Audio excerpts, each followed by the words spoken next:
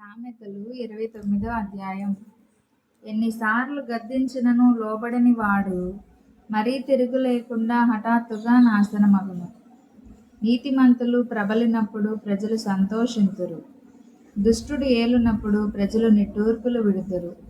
జ్ఞానమును ప్రేమించువాడు తన తండ్రిని సంతోషపరచును, వేశ్యలతో సాంగత్యం చేయువాడు అతని ఆస్తిని పాడు చేయును. న్యాయం జరిగించుట వలన రాజు దేశమునకు క్షేమము కలుగచేయును, లంచములు పుచ్చుకొనువాడు దేశమును పాడు చేయును. తన పొరుగు వానితో ఇచ్చకములాడువాడు వాని పట్టుకొనుటకు వలవేయువాడు. దుష్టుని మార్గమున బోనులు ఉంచబడును, నీతిమంతుడు సంతోషగానము చేయును. నీతిమంతుడు బీదల కొరకు న్యాయము విచారించును, దుష్టుడు జ్ఞానము వివేచింపడు. అపహాసకులు పట్టణము తల్లడిల్లజేయుదురు, జ్ఞానులు కోపము చల్లార్చెదరు.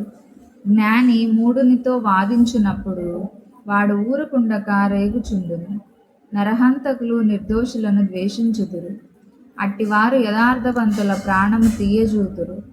బుద్ధిహీనుడు తన కోపమంతా కనుపరుచును, జ్ఞానము గలవాడు కోపము అణుచుకొని దానిని చూపకుండును. అబద్ధములను ఆలకించు రాజునకు ఉద్యోగస్తులందరూ దుష్టులుగా నుందురు. బీదలను వడ్డీకిచ్చువారును కలుసుకొందురు. ఉభయులకు వెలుగునిచ్చువాడు యెహోవాయే. ఏ రాజు దరిద్రులకు సత్యముగా న్యాయము తీర్చునో ఆ రాజు సింహాసనము నిత్యముగా స్థిరపరచబడును. బెత్తమును గద్దింపును జ్ఞానము కలుగచేయును. అదుపులేని బాలుడు తన తల్లికి అవమానము తెచ్చును. దుష్టులు ప్రబలినప్పుడు చెడుతనము ప్రబలును, వారు పడిపోవుటను నీతిమంతులు కన్నులారా చూసెదరు.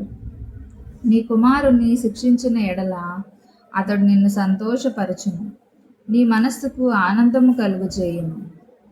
దేవోక్తి లేని ఎడల జనులు కట్టులేక తిరుగుదురు. ధర్మశాస్త్రమును అనుసరించువాడు ధన్యుడు.